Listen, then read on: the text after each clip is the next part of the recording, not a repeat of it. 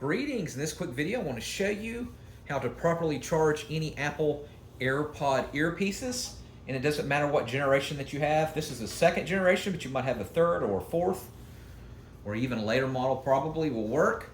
And so the first thing, we got our charging case, we got our USB charging cord. It's a USB-C, which is used with Apple products and multiple other newer products. And we're going to put them in the same direction that you would actually put them into your head. So that's the right one, and here's the left one. And if you hear a little chime, it means that it's making a connection, and then if it's doing a white blinking, then you know then that they are making a flush connection. Now you can charge it with the lid open or closed, but they recommend that you actually do it while it's closed in order so they protect them when you have it closed. Now it will automatically start charging it even if you don't have it plugged into the USB cord, which is pretty nice. And the case itself will hold about 30 hours of usage, all right?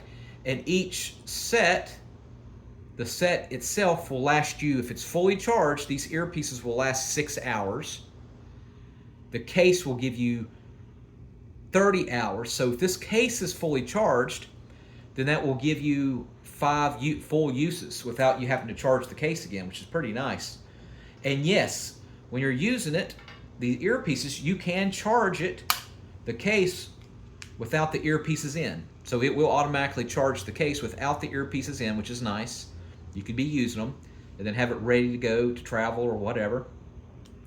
Again, like I said, these earpieces will give you 6 hours use before you have to put it back into the case.